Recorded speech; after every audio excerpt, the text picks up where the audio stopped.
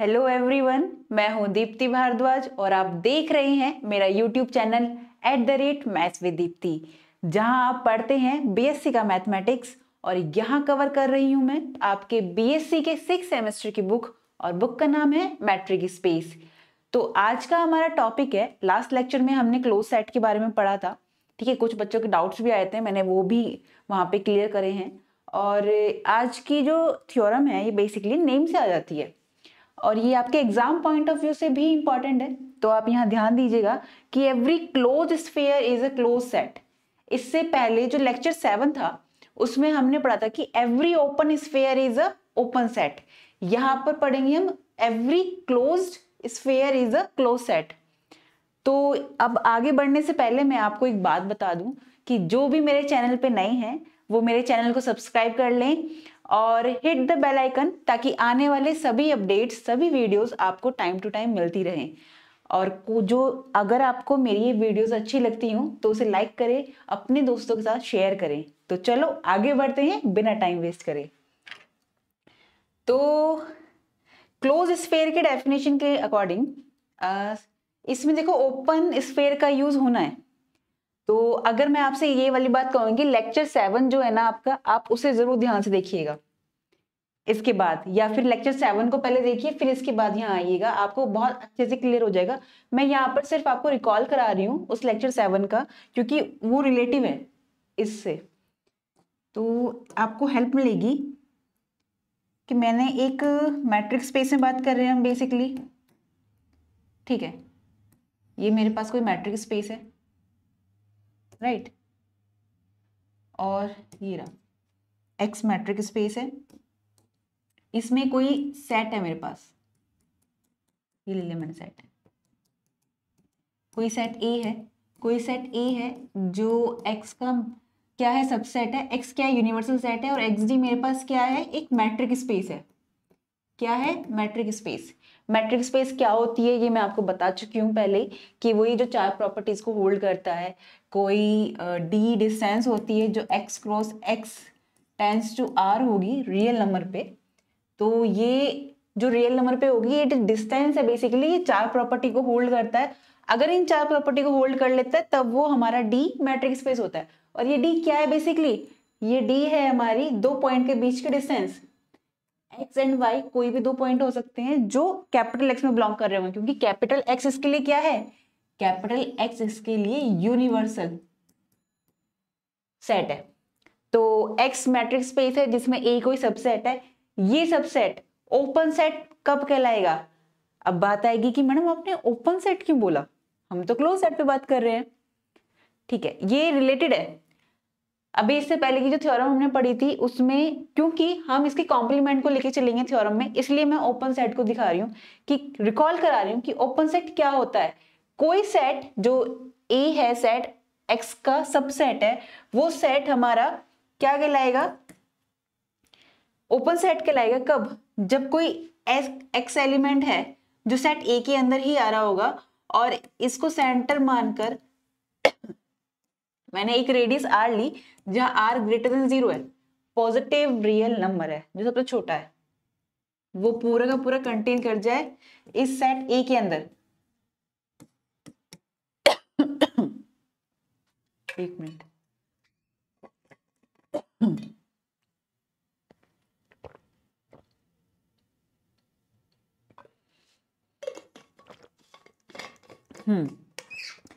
तो इस सेट ए के अंदर आने वाले जितने भी एलिमेंट हैं उन सब एलिमेंट को सेंटर मानकर मैंने एक स्मॉल आर रेडियस ली और एक ओपन स्फीयर बनाया, और वो ओपन स्फीयर इस पूरे सेट ए के अंदर कंटेन कर जाएगा। तब ये सेट मेरा क्या कहलाएगा, ये सेट मेरा कहलाएगा ओपन सेट। ये थी ओपन सेट की डेफिनेशन, राइट। अब बढ़ते हैं हम अपने मेन टॉपिक पे, जो आज का हमारा टॉपिक है कि in a metric space every closed sphere is a closed set. ठीक है, तो मैट्रिक स्पेस में बात कर रहे हैं तो मैट्रिक स्पेस लेके चलेंगे। और यहां पर कहा गया है कि जो ये क्लोज स्फीयर को मैं ऐसे डिनोट करते हैं, और ओपन स्फीयर को हम ऐसे भी डिनोट करते हैं, इस तरह से भी करते हैं, और इस कैपिटल को हम क्लोज्ड को ऐसे क्लोज इंटरवल में भी करते हैं, या फिर इस तरह से भी करते हैं। तो ये दोनों तो मेरे हो गए क्लोज सेट रिप्रेजेंट करने का तरीका जो है, और ये मेरा हो गया ओपन स्फीयर। ओपन स्फीयर है ओपन सेट, क्योंकि every open sphere is an open set. हम पढ़ चुके हैं लेक्चर 7 में, जिसने नहीं देखा हो वो जाकर देख ले, लिंक डिस्क्रिप्शन बॉक्स में आपको मिल जाएगा। तो यहाँ पर बात हो रही है कि क्लोज स्फीयर ये होना चाहिए, ये क्लोज सेट है।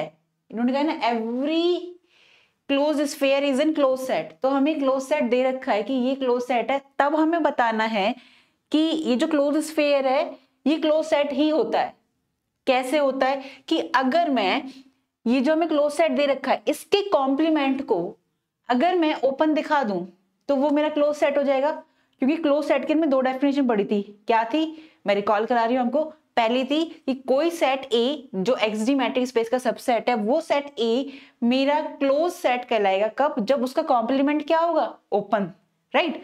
सेकंड था कि कोई सेट ए मेरा क्लोज सेट तब होगा जब उसके जितने भी लिमिट पॉइंट होंगे, उस सेट के जितने भी लिमिट पॉइंट होंगे वो सबको अपने अंदर कंटेन कर रहा होगा। तो यहां पर हम लेकर चलेंगे कॉम्प्लीमेंट वाले डेफिनेशन से, राइट। तो बढ़ते हैं आगे, हमने कोई पॉइंट लिया पी। देखो ये ना, अब जैसे ही हमें इसे ओपन दिखाना है तो ये सारा का सारा गेम क्या हो गया कि हमें जितने भी ओपन स्फीयर आएंगे उन सबको ओपन सेट दिखा देंगे, उसे कॉम्प्लीमेंट, तो उसका कॉम्प्लीमेंट ओपन हो जाएगा, और जैसे ही उसका कॉम्प्लीमेंट ओपन हुआ ये क्लोज सेट हो जाएगा। जिन्होंने लेक्चर 7 देख लिया है उनके लिए बहुत इजी हो गया ये, है ना। और जिन्होंने नहीं देखा है वो इसके बाद लेक्चर 7 जरूर देखें, आपको और भी अच्छे से क्लियर हो जाएगा। यहाँ पर मैं आपको बता दूंगी थोड़ा कि कैसे आया ये मेरे पास एक्सडी मैट्रिक स्पेस है, इसमें मैंने कोई सेट लिया था, ये रहा, ये सेट ए है जो कि ओपन है, जो कि ओपन सेट है अपने आप में। तो इसको मैं लिख सकती हूं, इस वाले सेट को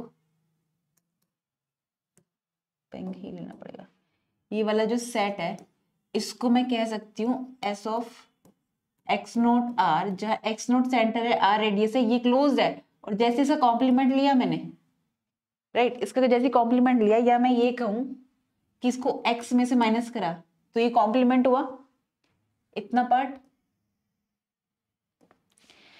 ये कॉम्प्लीमेंट है इसका। तो इट मींस ये क्या हुआ, बाहर वाला पार्ट ये क्लोज सेट हुआ। अब आप ये सोचोगे क्लोज सेट कैसे, हम तो सर्कल पे बात करते ना। ये सब कुछ हमारा किस पर डिपेंड करता है, मैट्रिक स्पेस पर, कि वो यूजुअल मैट्रिक स्पेस है, वो रियल मैट्रिक स्पेस है, वो डिस्क्रीट मैट्रिक स्पेस है। तो शेप कैसे भी हो सकते हैं, जरूरी नहीं है कि ओपन स्फीयर या क्लोज स्फीयर हमारा सर्कल में ही हो। ये मैं आपको प्रीवियस लेक्चर में बता चुकी हूँ, और ये यूनिट 1 में भी था। तो जिन्होंने नहीं देखा हो प्लीज जाकर उसे देखें ताकि आपको अच्छे से क्लियर हो, लिंक डिस्क्रिप्शन बॉक्स में मैं दे दूंगी। तो ये हमारा कॉम्प्लीमेंट है उस सेट का। अगर मैंने इसको ओपन दिखा दिया तो ये मेरा क्या बन जाएगा, अगर मैंने इसको ओपन दिखा दिया तो फिर इसका कॉम्प्लीमेंट मेरा क्लोज सेट बन जाएगा। इस सेट को मैं थोड़ा सा बड़ा लेती हूँ ताकि आपको इजी हो जाए समझने में। ये ले लिया,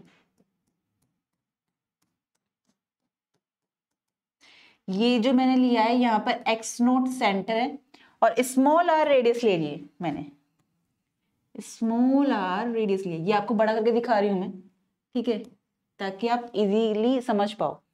अब यहाँ पर एक पॉइंट आता है कि मैंने ना एक पॉइंट ले लिया, ये अंडरस्टूड है क्योंकि इन्होंने कहा है कि एस एक्स नोट आर जो है ये क्लोज्ड है, तो इसका कॉम्प्लीमेंट ओपन होगा। अगर इसे कॉम्प्लीमेंट ओपन हमने दिखा दिया तो ये क्लोज सेट बन जाएगा। तो हम इसे कॉम्प्लीमेंट को ओपन दिखाएंगे। तो इस सेट को लिया मैंने, इसमें एक्स नोट सेंटर है, आर रेडियस ली है मैंने, तो पी कोई पॉइंट लिया मैंने इसके अंदर, मैंने वो पी पॉइंट ले लिया,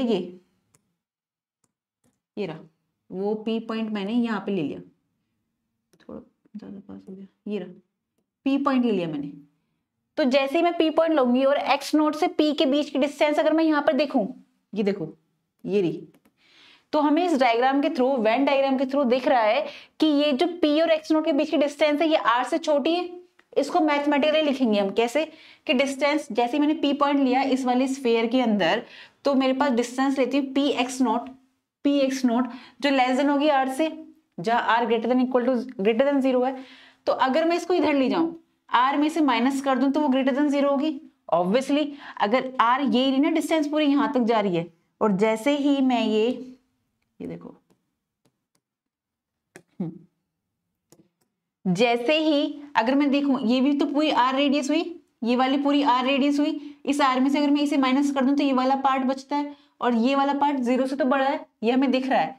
तो यही यहां पर भी हमने दिखाया है। तो इस वाले पार्ट को मैं कुछ मान लेती हूँ, इस वाले पार्ट को मैंने रो मान लिया, ठीक है। लेट रो, ये वाली क्यों माना रो, क्योंकि इसी को मैं रेडियस लेकर एक और ओपन स्फीयर बना दूंगी। क्यों बना दूंगी देखते हैं। Further x be any point जो कि किस स्फीयर में आ रहा होगा, इस वाले ओपन स्फीयर में आ रहा होगा। कैसे, जहां पी सेंटर लिया और जो रो रेडियस थी ना, यानी कि ये वाला जो पार्ट बचा है, अगर मैं इस वाले डिस्टेंस को हटा दूं, इस वाले डिस्टेंस को हटा दूं, तो मेरे पास ये वाली डिस्टेंस बचती है, और इस वाली डिस्टेंस को लेकर अगर इस पूरे आर में से इसको मैंने माइनस किया तो ये डिस्टेंस बची। इस डिस्टेंस को लेकर मैंने एक ओपन स्फीयर बनाया। इस ओपन स्फीयर में मैंने क्या करा, इस ओपन स्फीयर में मैंने यहां पर एक कोई पॉइंट ले लिया x, ये x ले लिया मैंने पॉइंट, ये पूरी रेडियस थी, ठीक है। इसे दूसरे कलर से लेती हूँ, अदरवाइज कंफ्यूजन हो जाएगा आपको। कलर गायब है इसमें से। ये देखो, ये वाला, और यहाँ पे मैंने एक x पॉइंट लिया, इसको रेडियस मानकर मैंने एक ओपन स्फीयर बनाया। इस ओपन स्फीयर का नाम है S, P सेंटर है, और जहां पे रो रेडियस है, और रेडियस जो है वो ये वाली है, ठीक है। x मैंने कोई पॉइंट लिया, इसके अंदर जैसे ही मैं इसके अंदर एक पॉइंट लेती हूँ तो डिस्टेंस अगर देखो मैं x और p के बीच की डिस्टेंस, तो ये वाली डिस्टेंस भी मैंने देखी यहां से, इसको मैंने क्या माना है, सेंटर। तो x और p के बीच की डिस्टेंस इस रो वाली डिस्टेंस से छोटी होगी, ये हमें डायग्राम से भी दिख रही है। हम वही करेंगे, डिस्टेंस x से p के बीच की लेंगे, x से p के बीच की डिस्टेंस लिए वो लेस देन रो हुई, ठीक है। जैसे ही लेस देन रो होती है ये, तो रो की वैल्यू मैंने यहाँ रख दी, जो कि रो की वैल्यू थी ये वाली, रो की वैल्यू मैंने यहाँ पे रखी। और ये तो अगर मैं इस वाले पार्ट को उठाकर इधर ले आती हूं तो क्या होता है, तो हम देखेंगे p से x नोट के बीच की डिस्टेंस, ये रही p से x नोट के बीच की डिस्टेंस और x से p के बीच की डिस्टेंस आएगी। और हम एक बात जानते हैं मैट्रिक्स स्पेस में फोर्थ प्रॉपर्टी क्या कहती है, कि कोई dxy है मेरे पास, कोई दो पॉइंट है, ये रहे दो पॉइंट, कहाँ दिखाऊं आपको, नेक्स्ट पेज पे दिखाती हूँ, कि ये मेरे पास कोई दो पॉइंट है, एक x है, ये x है पॉइंट, और एक ये y पॉइंट है। इन दोनों के बीच की डिस्टेंस है। अगर मैं इनके बीच में कोई एक पॉइंट, थर्ड पॉइंट ले लेती हूँ z, तो x से z के बीच की डिस्टेंस और z से y के बीच की डिस्टेंस का सम ऑलवेज ग्रेटर देन या इक्वल टू होगा डिस्टेंस d और मतलब x और y की। कहने का मीनिंग सिर्फ इतना सा है कि डिस्टेंस ऑफ एक्स वाई हमेशा लेस देन या ग्रेटर देन, लेस देन या इक्वल हुई किसके, distance of x z plus distance of z y, right. ये फोर्थ प्रॉपर्टी थी हमारी, इसी का यूज करेंगे हम। जैसे ये इधर आता है तो ये क्या बन जाएगा, D P x note, sorry ये इधर आते बन जाएगा D x P plus D P x note, ये वाली डिस्टेंस और ये वाली डिस्टेंस। और हम देख रहे हैं ये क्या बन रहा है हमारा, फोर्थ प्रॉपर्टी के अकॉर्डिंग ही बन रहा है, p बीच में आ रहा है। इट मींस ये क्या, ये बन रहा है हमारा, ये रहा हमारा कौन सा पॉइंट, x नोट, और यहां पर कोई p पॉइंट है। तो अगर मैं इन दोनों के बीच की डिस्टेंस का सम लूं तो वो हमेशा इससे बड़ा या इससे बराबर आएगा, है ना। और अगर इसको हम डायग्राम के थ्रू देखें, यानी p बीच में आ रहा है और x नोट आ रहा है, ये देखो p बीच में आ रहा है, x और x नोट आ रहा है, तो इन दोनों के बीच की डिस्टेंस हमेशा इन दोनों के बीच की डिस्टेंस से क्या होगी, बड़ी होगी या बराबर होगी। तो मैंने वही लिखा dx x नोट हमेशा लेस देन इक्वल टू होगा इस वाली डिस्टेंस के सम के। तो और हमने ये देखा ये स्ट्रिक्टली r से छोटा है, तो इट मींस अगर ये r से छोटा है तो ये वाला पार्ट भी r से छोटा ही होगा, और ये वाला पार्ट जब इससे छोटा होगा तो हमने ये जान लिया कि हमने ये जो x पॉइंट लिया था जो इस ओपन स्फीयर में था वो इसके अंदर है, क्योंकि इसकी जो रेडियस है ये उससे छोटा आ रहा है। तो जब ये उसके अंदर है तो हमने देखा ये किसके अंदर आ गया, क्योंकि इस वाले जो कॉम्प्लीमेंट लिया था हमने एक क्लोज स्फीयर का, उसके अंदर आ रहा है, इट मींस ये। और अब कैसे आ रहा है, क्योंकि जो एक्स पॉइंट है ये किसमें बिलोंग करता है, इस वाले ओपन स्फीयर में। ये वाला ओपन स्फीयर किसमें आता है, इस वाले में। तो इट मींस ये जो हमने कॉम्प्लीमेंट माना था ना, ये वाला x माइनस, ये जो हमने कॉम्प्लीमेंट माना था कि x माइनस ये वाला डिस्टेंस, सॉरी, ये जो हमने कॉम्प्लीमेंट माना था ना x माइनस क्लोज स्फीयर, ये हमारा ओपन आ गया। क्यों, कैसे ओपन आ गया, यहां पर देखो x बिलोंग कर रहा है हमारा इस वाले स्फीयर में, हम लेकर चले थे इस वाले स्फीयर में। तो और ये वाला स्फीयर किसके अंदर आ रहा था मेरा, इस वाले कॉम्प्लीमेंट में। तो इट मींस अगर इसके कॉम्प्लीमेंट में आ रहा है तो वो इसके इसमें नहीं आएगा, इस वाले स्फीयर में। तो यहां से मैं कह सकती हूं कि every open sphere is an open set. तो अगर इसका मतलब हुआ कि जो मैं कॉम्प्लीमेंट लेके चली थी वो मेरा ओपन सेट हो गया, और जैसे ही मेरा कॉम्प्लीमेंट ओपन सेट हुआ तो इट मींस जो एस एक्स नॉट आर था ये मेरा क्या हो गया, क्लोज सेट हो गया। Hence corresponding to each x जो कि इस वाले ओपन स्फीयर में आ रहे हैं, छोटे वाले ओपन स्फीयर में आ रहे हैं, उन सब एक्स एलिमेंट के लिए वो ओपन होंगे। और ये वाला ओपन स्फीयर मेरा किस में आ रहा है, इस कॉम्प्लीमेंट में आ रहा है। तो इस तरह से जितने भी पॉइंट आ रहे होंगे ना इसके अंदर, वो सारे इसके अंदर ही आएंगे। अगर मैं इसके अंदर कोई और पॉइंट ले लूं x1, कोई पॉइंट ले लूं x2, कोई पॉइंट ले लूं x7, या जितने भी पॉइंट लूं उन सबको एक स्मॉल रेडियस मिल जाएगी सेंटर मानकर, इन्हीं पॉइंट को सेंटर मानकर स्मॉल रेडियस आर से मैंने एक ओपन स्फीयर बनाया और इसके अंदर आ जाएगा, कंटेन कर जाएगा। तो इट मींस ये जो कॉम्प्लीमेंट है ये मेरा ओपन बन जाएगा, और जैसे कॉम्प्लीमेंट ओपन हुआ तो हमारा प्रूफ हो गया क्या, कि S of x naught r जो ये क्लोज सेट है, ये मेरा क्लोज स्फीयर है, ये मेरा क्लोज सेट हो गया। तो यहां पर ये हमारी जो थ्योरम है ये प्रूफ हो गई, राइट। तो मुझे लगता है आज की थ्योरम में आपको कोई भी डाउट रहा नहीं होगा। इसको थोड़ा शॉर्टली मैंने इसलिए भी बताया है क्योंकि लेक्चर 7 में मैंने बहुत डीपली बताया है आपको, तो आप उस वाले लेक्चर को देखो। अगर मैं दोबारा रिपीट करूंगी तो जो नए बच्चे आए हैं उनके लिए तो ठीक रहेगा, बट जो कंटिन्यूसली देख रहे हैं बराबर तो उनके लिए थोड़ा लंबा खिंच जाएगा। तो मैं आपको यही प्रेफर करूंगी कि आप इसके बाद लेक्चर 7 जरूर देखें ताकि आपका कोई भी डाउट नहीं बचे। लेकिन फिर भी आपका कोई डाउट बच जाता है तो आप कमेंट सेक्शन में मुझसे पूछ सकते हैं और मैं आपके सारे डाउट के जवाब देती हूँ। तो मिलते हैं हम नेक्स्ट वीडियो में एक नए इंटरेस्टिंग टॉपिक के साथ। तब तक आप पढ़ते रहिए, खुश रहिए, स्वस्थ रहिए। नमस्कार।